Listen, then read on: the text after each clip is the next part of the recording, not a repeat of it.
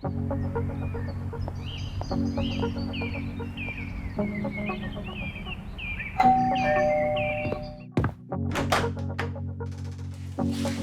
remembers answering the door to a gentle old lady professing the gospel? Did you know they were hoping to awaken you to the impending Armageddon? I didn't until I met Jennifer and Rico Cox. We'll be making cod fritters and arroz con gandules, and they'll be sharing their story growing up Jehovah's Witnesses and their resolve to leave their life behind in order to find true happiness. Welcome to Dishin.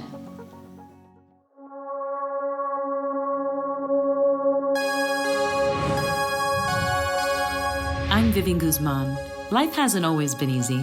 I have felt alone, displaced, like an outsider. The world needs a place of belonging, which is why I created Dishin. Cheers! Cheers! On Dishin It, I cook foods from around the world. My guests share their stories, and we inspire the world. The reason I save marriages past, present and future is because I want it to be that lovely cute 80-year-old couple that you see still holding hands is the norm.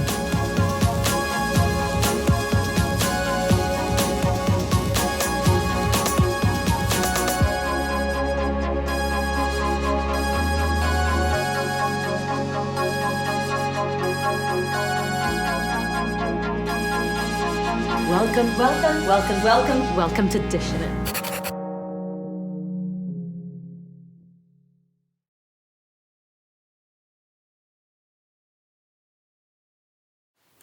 Hi, Jen and Rico. Welcome to Dishin It.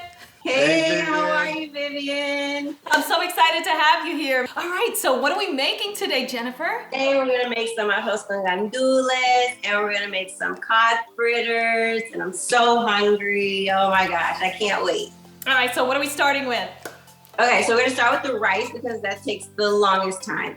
So let's put some oil in our pot and get it going. All right, let's do this. What do you need? So 2 tablespoons of oil for the pot. Okay. I'm just being liberal. So after you put the oil in there, I'm gonna put the onions, the garlic, the sofrito, your tomato sauce, the cilantro. Dump all that in there and let it sizzle. You know, I saw a recipe that called for a little bit of a pinched sugar, and I think it's to counteract the acidity, so I'm gonna add a little bit today to try that. Oh, try it, yeah, see how it comes out. Oh, yours is, you don't have tomato sauce in it yet, right? I have mine with tomatoes. Could you see it? Oh, yeah. You're gonna put your sazon in there too. You're gonna put your adobo in there too. So I made my own sazon. You know what it is? They put a lot of things in it, like MSG, yellow, red coloring. So I just went online and I just got a recipe and I just put it together and added some salt and it's just lovely. We're gonna have to try that. And you said to keep from the gandules or the pigeon peas, you want me to leave the salt water in there, right? To just use it, right? Yes. So usually if I do like 2 cups of rice, I'll do 3 cups of water, but because we're using the liquid from the beans, then I just do even cups of rice and water.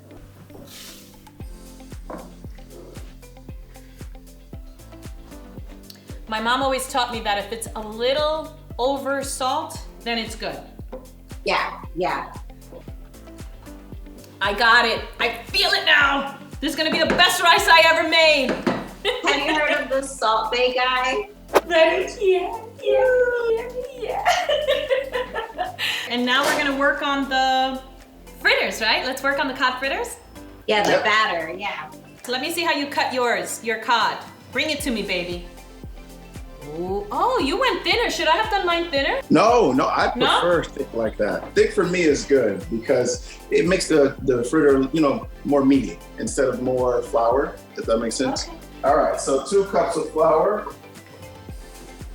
So inside the bowl already, we have our scallions chopped up in there, red bell pepper. I know we're using a spicy bonnet. Your onion in there too. Yep, our onions. Okay. I got the onions. Ooh, that looks good. Pepper. This is where I am right now. I'm doing my Scotch bonnet. Look at that, spicy baby. I know you don't like spicy, but I love my spicy. All right, so I am going to add, what, 2 cups of water, I think, right? Yeah. I think that's good. That'll do. Now the rice is gonna take a little bit. So what we like to do is because we like to eat it nice and fresh, we let it cook for a little longer and then we start frying up the fritters. So then this would be a perfect time for us to have some wine together and maybe just talk a little bit about why we're making this dish. Paint a little bit of a picture of like maybe one memory that you have with your family. So a big memory, which is going to be like kind of like our last memory that we kind of had with our families, was probably about 3 or 4 years ago, where we had a huge spread at our house. So are you celebrating a holiday, a birthday, anything fabulous? That's funny. Yeah, it's funny. So because our families don't celebrate holidays, whenever Thanksgiving comes around, instead of them celebrating it on Thanksgiving Day, we would always get together the day after. So my mom and dad have 3 children together, 2 girls, 1 boy. I am the oldest. And then on my father's side, my father has 8 children. And I am the 3rd oldest. So I have 2 brothers older than I am. I am similar. There's 4 of us in my immediate family. I'm the oldest, and I have 2 sisters and a younger brother. And then extended on my father's side, I have an additional brother and 2 sisters. So in total, 7.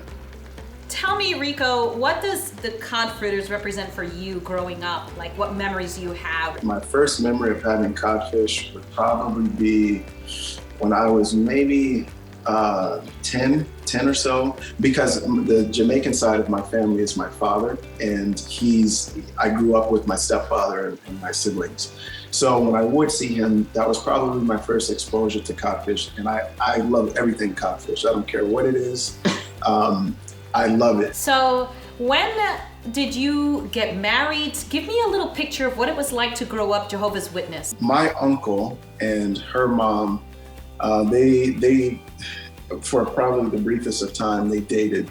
And that's how our 2 families got introduced. So literally, we've known each other since we were babies. So we met then, obviously, but then we just stayed in touch. And when we came to probably about 12 or 13 years old, you have your first little crush or what have you. And I think that would qualify for both of us, right? Am I wrong? And then, we kind of went separate ways. And we went through teenage stuff like every teenager goes through. And then we came back when you were graduating. And that was probably at 16 for me. Yeah, like 16, 17. Yeah, because then we got married at 18 and 19. Correct. Yeah. Right. You got married at 18 or 19? 18 yeah, we and did. 19. We did. And how old are you now? 35 and 36. Right. Wow, you've been together for 18 years almost, right? And a part of the reason why we got married young is because in the religion, you're not really supposed to date without the intentions of marriage. Being so young and being married, we really didn't quite know what marriage was, obviously. We had our families and we had our community, our little bubble, and that's what we thought life was supposed to be. When we come back, we're gonna finish cooking and learn some more. We're gonna fry these cod fritters. This is my favorite part. Let's get it going. Let's do it.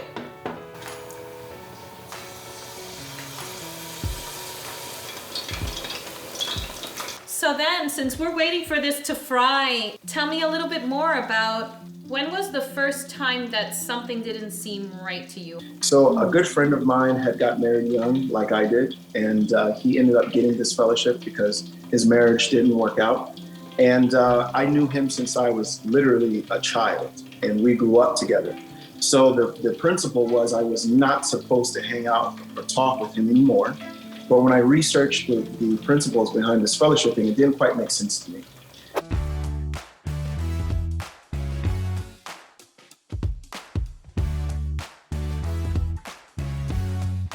What does that look like? Bam! Oh, it looks so pretty. Bellissima! I love it! It's so good. Oh my God. So you can no longer have contact with your friends. So I know that that's the beginning of you waking up to the fact that this religion was not good for you. So why don't we sit down and unpack the rest of your story? Okay, so let's dive right into why you left Jehovah's Witness. So after that, I stopped gradually going to the meetings, but I was still struggling with my guilt and conscience from not going. And then one night I just happened to be watching TV and a television show came on. It was a documentary based on Jehovah's Witnesses. It was about a family, a father. He was under a lot of stress and he killed himself and his family. And the reason why was because of the pressure that he was having from his family in the organization. So that show led me down a path of just researching because I completely identified with some of the pressures he was having. How long ago was this? And when did you leave? I would say 4 years ago, and I left 3 years ago completely. First time you decide you're leaving, what happens right then and there? It was a very hard and emotional conversation to have with myself because this was all I knew. And I had to really think about what it would cost me because I know that taking the stance is very frowned upon. So I had a hard choice with my wife because at the time she was still trying to attend the meetings. And I had to either, give her the information I had and let her make her own decision or leave. And I gave her the information I had, and then that started her own journey. What is it that Jehovah's Witnesses proselytize? Why is it so difficult to stay a Jehovah's Witness?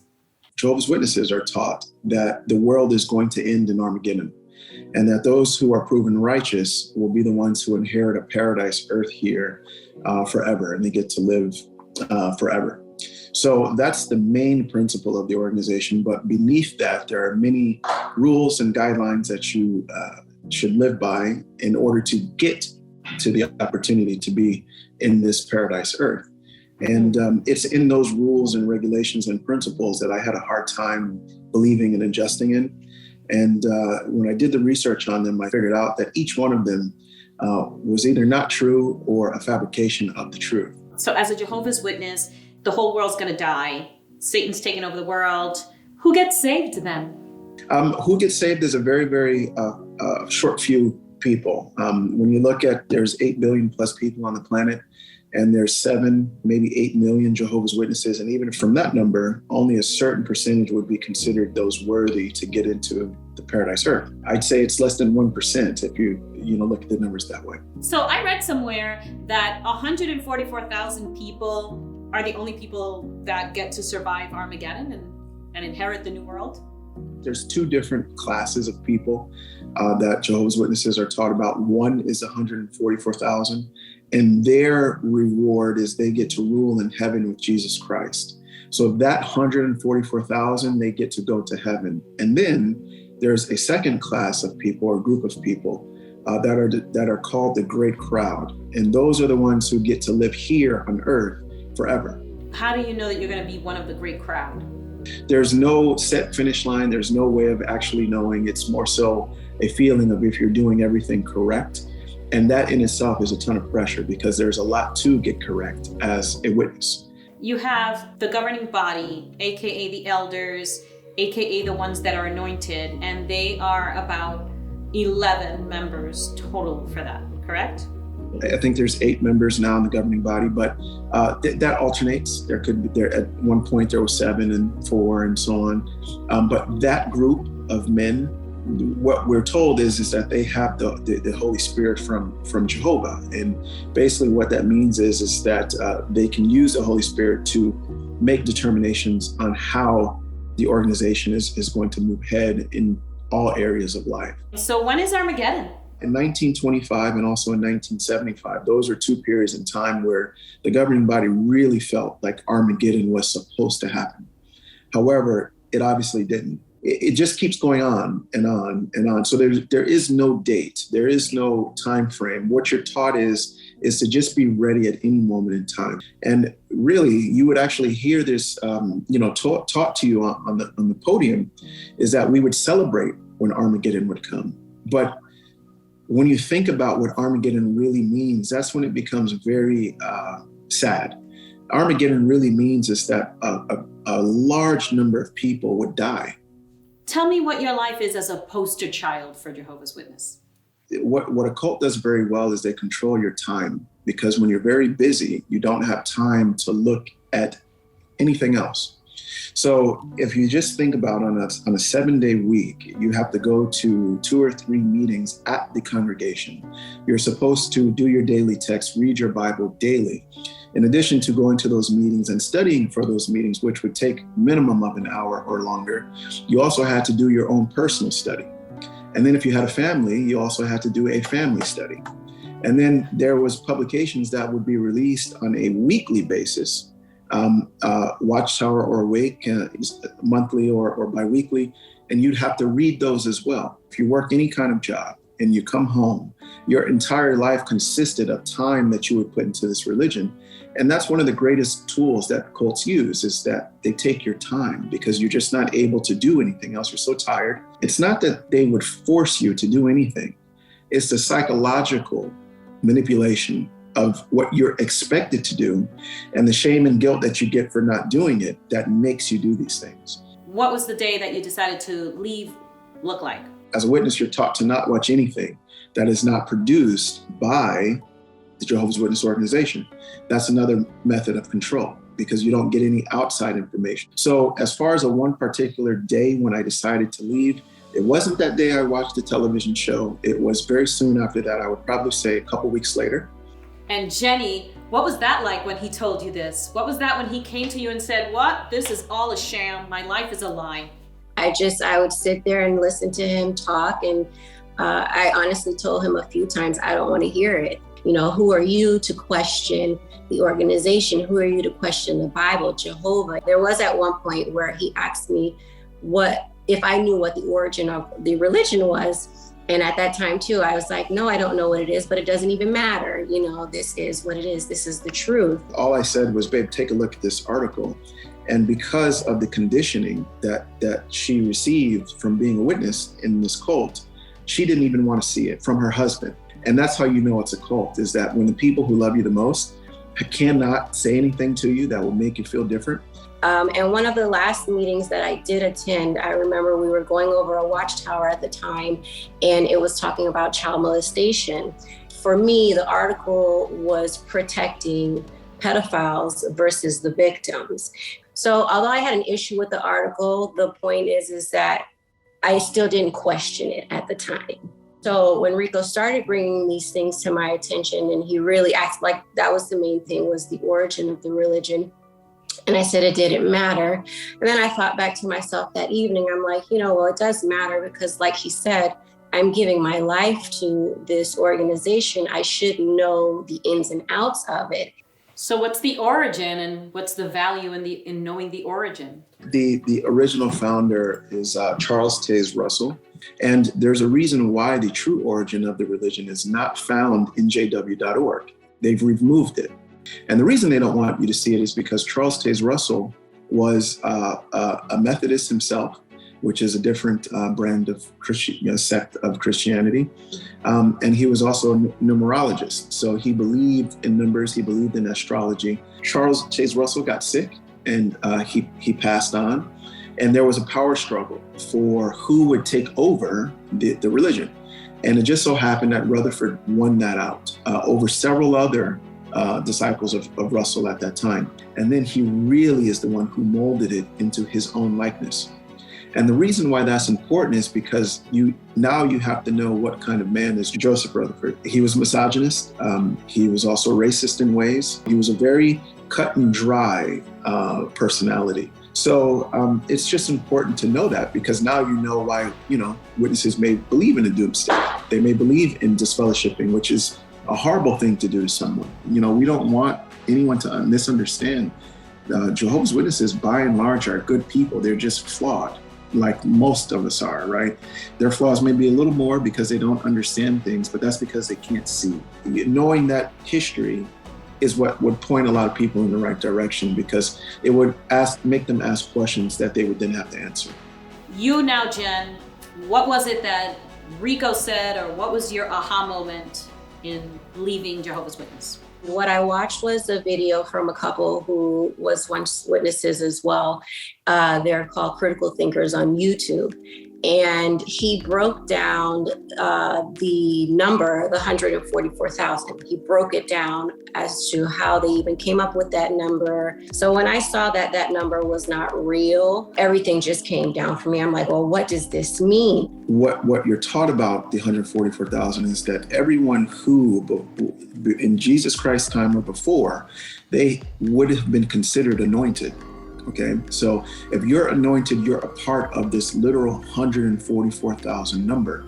So from Jesus' time forward, right, they skip a huge period of time to where there was supposed to be no true Christians on the planet that would have also been considered anointed. Am I making sense? Like that number has been gone a long time ago. The 144,000 would have exhausted itself by now, a few times over. Exactly. Every single year, witnesses get a yearbook. And in that yearbook, there's a number of how many remaining anointed or 144,000 members there are left. So what we would do every year is we would look at that yearbook and we would say, oh, there's X amount left. We're getting closer. But at the same time, right, that number would sometimes grow. And the reason it fluctuates is because they have to. Because that number, as you said, exhausted itself a long time ago. I read a little bit about Steve Hassan. He had been in a Moonies cult and now he's an expert on cults. So did you ever get to glean into the bite model that he has? Yeah, absolutely. When I first made that step out, that bite model was the first thing I looked at. And I went through the checklist. He has a checklist and I went through it and I checked it off and I gave it to Jenny. I said, babe, go through this and check what applies and what doesn't. There was only one, I think, out of the 9 or 10 questions. That didn't apply to us. And I was like, well, damn, there you go. So now you're convinced, Jen, that this is all bogus. And now what happens? How fast do you guys mobilize and leave? Once I found that out, it was done for me. I know Rico was done before that. We never told our family at that time. They felt like kind of a distance from us. So your family now has caught wind. Red flags are everywhere. People are talking. What happens now? Very tough time because our families, they literally feel like we were almost committing suicide in a way by leaving. And they feel like they have to try to save us. So what happened for the next 4 to 6 months was just a very, very exhausting and emotional back and forth with our family members. We got through that time and, our family slowly but surely started to kind of leave us alone. As if, we can't be saved kind of a thing. And then we just started our journey of freedom, starting from like ground zero. So tell me, what was ground zero like? What did you do? Holidays, birthdays. That was our first kind of taste of freedom. And then the sexuality part of it came up. Things that have to do with sex is considered sinful. Masturbation and sex before marriage and these things. And so we really dove into that. And that kind of got us to where we are now. Do you feel like how you live your life now already has you in Armageddon? Does that bring guilt? Do you feel remorse? So we have zero regrets of leaving. And the life that we lead now, we would do it 10 times over. Even though we've had so much to sacrifice, our personal freedom is worth more to us than continuing to live a lie. And that's the harm of cults, is that they get into your brain and it's like a virus. And unless you go in there and you forcefully take it out, you're going to be stuck with it for your whole life. What are you up to these days that you're not a Jehovah's Witness? We're both adult content creators. So we have a successful OnlyFans business that we work very hard and we do it together. So we are complete opposite of where we were as witnesses, where you're sexually repressed, suppressed, and now we are extremely expressive. And so now we're redefining it our way. And a lot of people won't understand that, and that's okay.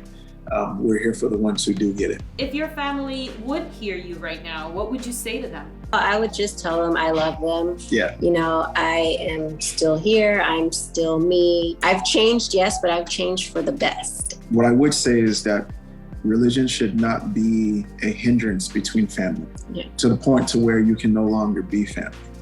And if you really sit back and think about it, it's if God is love, as we're taught, as witnesses are taught, would he want that? Yeah, I think what you've done is extremely brave and courageous to leave everything that you've known behind to choose yourself, your mind, over mind control, and each other.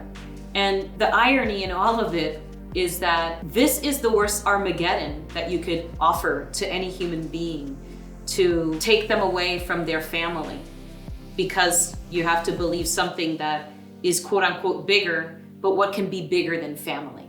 But I'm so grateful that you both had the courage to take a chance in the pursuit of your dreams, that you celebrate love, diversity, and inclusion. And I'm thankful that you're on my show today, because I hope that your message reaches somebody who needs to hear it today. So thank you for being on Dishin.